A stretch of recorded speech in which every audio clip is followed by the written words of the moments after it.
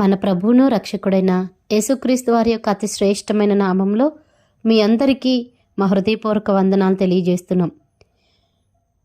మరి graceful ministries ద్వారా ఈ ఆడియో బైబిల్ వింటున్నటువంటి మీ అందరికీ ప్రభు పేరిట మనవి చేస్తుంది ఏమంటే, మరి ఈ యొక్క వాక్యం అనేకులకు మరి చేరులాగున మీరందరూ కూడా ఈ వాక్యాన్ని వింటూ సబ్స్క్రైబ్ చేసుకోండి, లైక్ చేయండి, షేర్ చేయండి, మీకు తెలిసిన అనేకులకు కూడా పరిచయం చేయండి. 42వ రోజు దేవుని వాక్యాన్ని చదువుకుందాం. సంఖ్యాకాండము 7వ అధ్యాయము.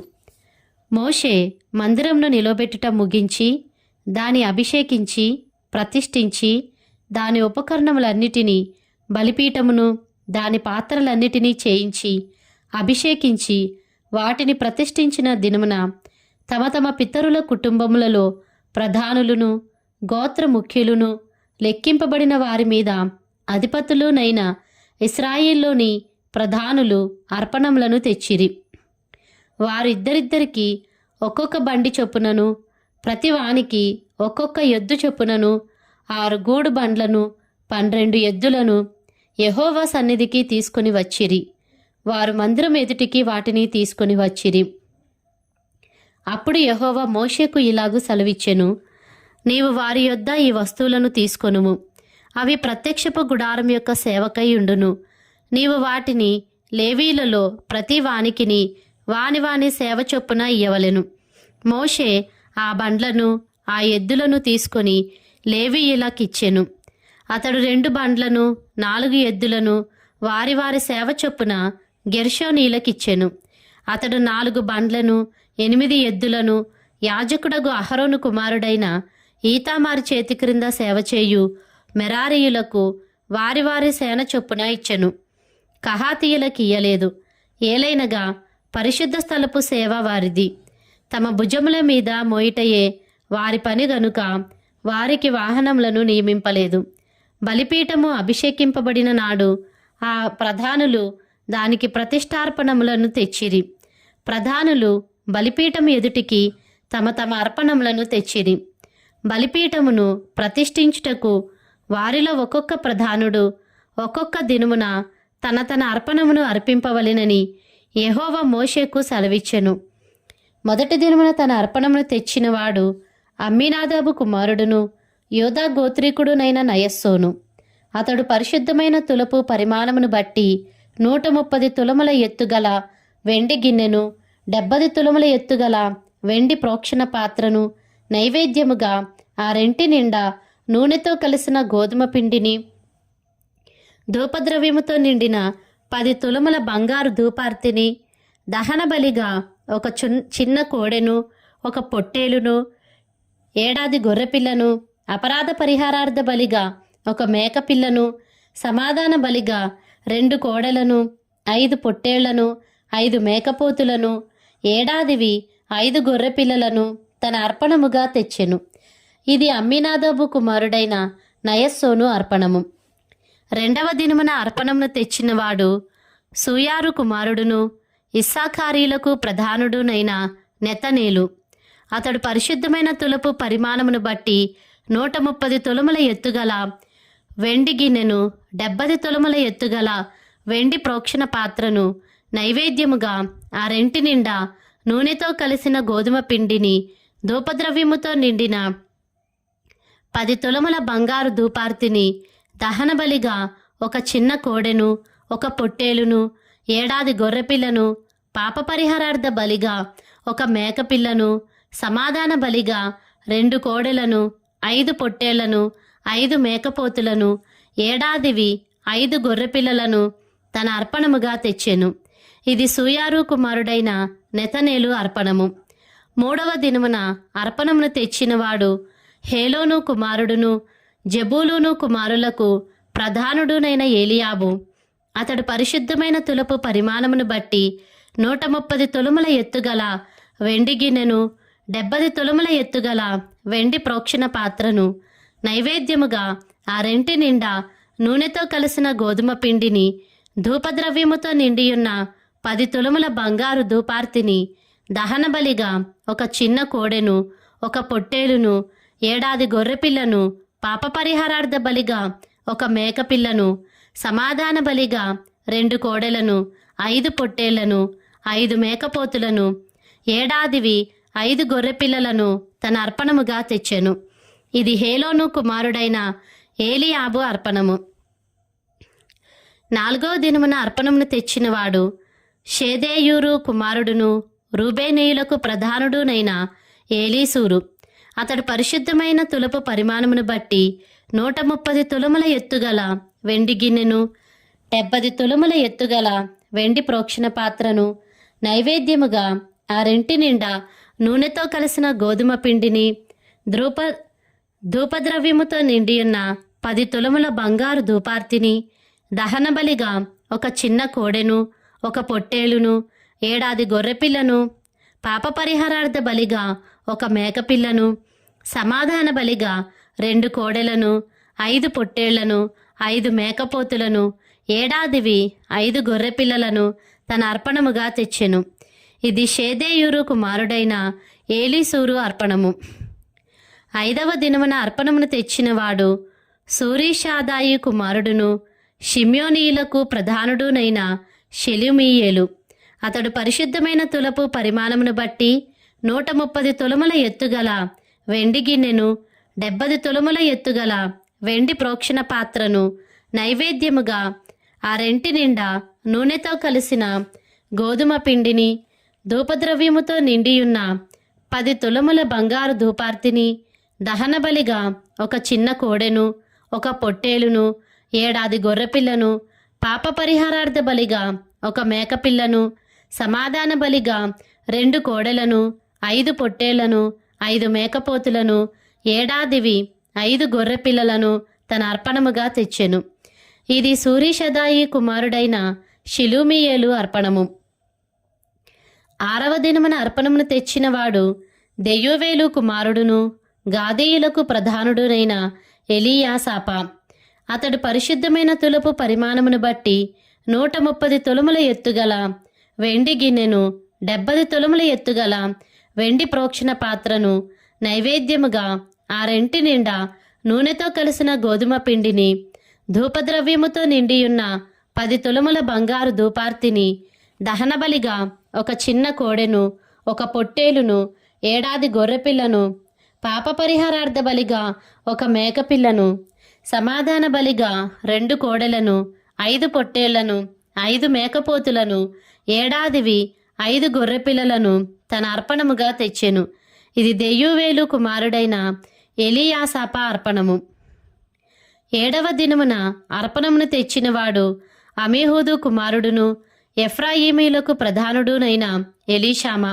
అతడు పరిశుద్ధమైన తులపు పరిమాణమును బట్టి 130 తులముల ఎత్తుగల వెండి గిన్నెను, 70 తులముల ఎత్తుగల వెండి ప్రోక్షణ పాత్రను, నైవేద్యముగా ఆ రెంటి నిండా నూనెతో కలిసిన గోధుమ పిండిని, ధూపద్రవ్యముతో నిండియున్న 10 తులముల బంగారు ధూపార్తిని, దహనబలిగా ఒక చిన్న కోడెను, ఒక పొట్టేలును, ఏడాది గొర్రెపిల్లను, పాప పరిహారార్థ బలిగా ఒక మేకపిల్లను, సమాధాన బలిగా 2 కోడెలను, 5 పొట్టేళ్లను, 5 మేకపోతులను, ఏడాదివి 5 గొర్రెపిల్లలను తన అర్పణముగా తెచ్చెను.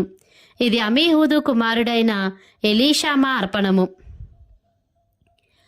8వ దినమున అర్పణమును తెచ్చినవాడు పెదాసూరు కుమారుడును, మనషీలకు ప్రధానుడునైన గమలీయేలు. అతడు పరిశుద్ధమైన తులపు పరిమాణమును బట్టి 130 తులముల ఎత్తుగల వెండి గిన్నెను, 70 తులముల ఎత్తుగల వెండి ప్రోక్షణ పాత్రను, నైవేద్యముగా ఆ రెంటి నిండా నూనెతో కలిసిన గోధుమ పిండిని, ధూపద్రవ్యముతో నిండిన 10 తులముల బంగారు ధూపార్తిని, దహనబలిగా ఒక చిన్న కోడెను, ఒక పొట్టేలును, ఏడాది గొర్రెపిల్లను, అపరాధ పరిహారార్థ బలిగా ఒక మేకపిల్లను, సమాధాన బలిగా 2 కోడెలను, 5 పొట్టేళ్లను, 5 మేకపోతులను, ఏడాదివి 5 గొర్రెపిల్లలను తన అర్పణముగా తెచ్చెను. ఇది పెదాసూరు కుమారుడైన గమలీయేలు అర్పణము. 9వ దినమున అర్పణమును తెచ్చినవాడు గిద్యోనీ కుమారుడును, బెన్యామీనులకు ప్రధానుడునైన అబీదాను. అతడు పరిశుద్ధమైన తులపు పరిమాణమును బట్టి 130 తులముల ఎత్తుగల వెండి గిన్నెను, 70 తులముల ఎత్తుగల వెండి ప్రోక్షణ పాత్రను నైవేద్యముగా ఆ రెంటి నిండా నూనెతో కలిసిన గోధుమ పిండిని ధూపద్రవ్యముతో నిండియున్న 10 షెకేలుల బంగారు ధూపార్తిని దహనబలిగా ఒక చిన్న కోడెను, ఒక పొట్టేలును, ఏడాది గొర్రెపిల్లను, పాప పరిహారార్థ బలిగా ఒక మేకపిల్లను, సమాధాన బలిగా 2 కోడెలను, 5 పొట్టేలను, 5 మేకపోతులను, ఏడాదివి 5 గొర్రెపిల్లలను తన అర్పణముగా తెచ్చెను. ఇది గిద్యోనీ కుమారుడైన అబీదాను అర్పణము. 10వ దినమున అర్పణమును తెచ్చినవాడు అమీషదాయి కుమారుడును దానియులకు ప్రధానుడునైన అహీయెజెరు. అతడు పరిశుద్ధమైన తులపు పరిమాణమును బట్టి 130 తులముల ఎత్తుగల వెండి గిన్నెను, 70 తులముల ఎత్తుగల వెండి ప్రోక్షణ పాత్రను నైవేద్యముగా ఆ రెంటిలో నూనెతో కలిసిన నిండిన గోధుమ పిండిని ధూపద్రవ్యముతో నిండియున్న 10 తులముల బంగారు ధూపార్తిని దహనబలిగా ఒక చిన్న కోడెను, ఒక పొట్టేలును, ఏడాది గొర్రెపిల్లను, పాప పరిహారార్థ బలిగా ఒక మేకపిల్లను, సమాధాన బలిగా 2 కోడెలను, 5 పొట్టేలను, 5 మేకపోతులను, ఏడాదివి 5 గొర్రెపిల్లలను తన అర్పణముగా తెచ్చెను. ఇది అమీషాదాయి కుమారుడైన అహీయెజెరు అర్పణము. 11వ దినమున అర్పణమును తెచ్చినవాడు ఒక్రాను కుమారుడును ఆషేరీలకు ప్రధానుడునైన పగీయేలు. అతడు పరిశుద్ధమైన తులపు పరిమాణమును బట్టి 130 తులముల ఎత్తుగల వెండి గిన్నెను, 70 తులముల ఎత్తుగల వెండి ప్రోక్షణ పాత్రను నైవేద్యముగా ఆ రెంటి నిండా నూనెతో కలిసిన గోధుమ పిండిని ధూపద్రవ్యముతో నిండియున్న 10 తులముల బంగారు ధూపార్తిని దహనబలిగా ఒక చిన్న కోడెను, ఒక పొట్టేలును, ఏడాది గొర్రెపిల్లను, పాప పరిహారార్థ బలిగా ఒక మేకపిల్లను, సమాధాన బలిగా 2 కోడెలను, 5 పొట్టేళ్లను, 5 మేకపోతులను, ఏడాదివి 5 గొర్రెపిల్లలను తన అర్పణముగా తెచ్చెను. ఇది ఒక్రాను కుమారుడైన పగీయేలు అర్పణము. 12వ దినమున అర్పణమును తెచ్చినవాడు ఏనాను కుమారుడు నఫ్తాలీయులకు ప్రధానుడునైన అహీరా.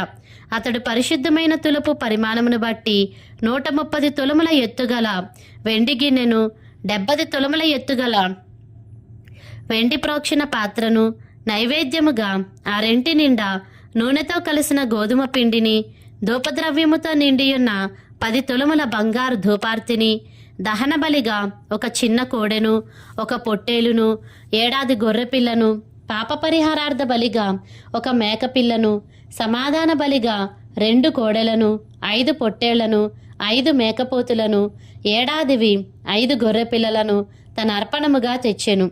ఇది ఏనాను కుమారుడైన అహీరా అర్పణము. బలిపీఠము అభిషేకింపబడిన దినమున ఇశ్రాయేలీల ప్రధానులు అర్పించిన ప్రతిష్ఠార్పణములు ఇవి: వెండి గిన్నెలు 12, వెండి ప్రోక్షణ పాత్రలు 12, బంగారు ధూపార్తులు 12, ప్రతి వెండి గిన్నె 130 తులములది, ప్రతి ప్రోక్షణ పాత్ర 70 తులములది. ఆ ఉపకరముల వెండి అంతయు పరిశుద్ధమైన తులపు పరిమాణమును బట్టి 2400 తులములది. ధూపద్రవ్యముతో నిండిన బంగారు ధూపార్తులు 12, వాటిలో ఒకటి పరిశుద్ధమైన తులపు పరిమాణమును బట్టి 10 తులములది. ఆ ధూపార్తుల బంగారమంతయు 120 తులములది. దహనబలి పశువులన్నీయు 12 కోడెలు, పొట్టేళ్లు 12, ఏడాదివైన గొర్రెపిల్లలు 12, వాటి నైవేద్యములను, పాప పరిహారార్థమైన మగమేక పిల్లలు 12, సమాధాన బలి పశువులన్నీయు 24 కోడెలు, పొట్టేళ్లు 60, మేకపోతులు 60, ఏడాదివైన గొర్రెపిల్లలు 60. మోషే యెహోవాతో మాటలాడుటకు ప్రత్యక్షపు గుడారంలోనికి వెళ్ళినప్పుడు సాక్ష్యపు మందసం మీదనున్న కరుణాపీఠం మీద నుండి, అనగా 2 కెరూబుల నడుమ నుండి తనతో మాటలాడిన యెహోవా స్వరము అతడు వినెను. అతడు ఆయనతో మాటలాడెను. సంఖ్యాకాండము 8వ అధ్యాయము. యెహోవా మోషేకు ఈలాగు సెలవిచ్చెను: నీవు అహరోనుతో, నీవు దీపములను వెలిగించినప్పుడు ఆ 7 దీపముల వెలుగు దీపవృక్షమునకు ముందు పడునట్లు వాటిని వెలిగింపవలనని చెప్పుమనెను. అహరోను అలాగు చేసెను. యెహోవా మోషేకు ఆజ్ఞాపించినట్లు అతడు దీపవృక్షమునకు ఎదురుగా దాని దీపములను వెలిగించెను. ఆ దీపవృక్షము బంగారు నకిషీ పనిగలది. అది దాని స్తంభము మొదలుకొని పుష్పముల వరకు నకిషీ పనిగలది. యెహోవా కనుపరిచిన మాదిరిని బట్టి మోషే ఆ దీపవృక్షమును చేయించెను. మరియు యెహోవా మోషేకు ఇలాగు సెలవిచ్చెను, నీవు ఇశ్రాయేల్లో నుండి లేవీయులను ప్రత్యేకించి వారిని పవిత్రపరచుము. వారిని పవిత్రపరచుటకు నీవు వారికి చేయవలసినదేమనగా వారి మీద పాపపరిహారార్థ జలమును ప్రోక్షింపుము. అప్పుడు వారు మంగళ కత్తితో తమ శరీరం అంతయు గొరికించుకొని తమ బట్టలు ఉదుక్కొని పవిత్రపరచుకొనిన తరువాత వారు ఒక కోడెను దాని నైవేద్యమును అనగా తైలముతో కలిసిన గోధుమ పిండిని తేవలెను. నీవు పాపపరిహారార్థ బలిగా మరి ఒక కోడెను తీసుకుని రావలెను.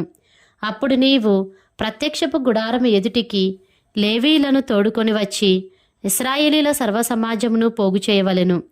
నీవు యెహోవా సన్నిధికి లేవీయులను తోడుకొని వచ్చిన తరువాత ఇశ్రాయేలీలు తమ చేతులను ఆ లేవీల మీద ఉంచవలెను. లేవీయులు యెహోవా సేవ చేయి వారవుటకు అహరోనును ఇశ్రాయేలును ప్రతిష్టార్పణముగా వారిని యెహోవా సన్నిధిని ప్రతిష్ఠింపవలెను. లేవీయులు ఆ కోడెల తలల మీద తమ చేతులుంచిన తరువాత నీవు లేవీయుల నిమిత్తము ప్రాయశ్చిత్తము చేయునట్లు యెహోవాకు వాటిలో ఒక దానిని పాపపరిహారార్థ బలిగాను రెండవ దానిని దహన బలిగాను అర్పించి అహరోను ఎదుటను అతని కుమారుల ఎదుటను లేవీలను నిలవబెట్టి యెహోవాకు ప్రతిష్టార్పణముగా వారిని అర్పింపవలెను.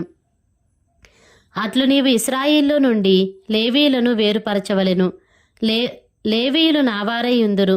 తరువాత నీవు వారిని పవిత్రపరచి ప్రతిష్టార్పణముగా వారిని అర్పించినప్పుడు లేవీయులు ప్రత్యక్షపు గుడారంలో సేవ చేయుటకై లోపలికి వెళ్ళవచ్చును. ఇశ్రాయేలులో వారు నా వశము చేయబడిన వారు.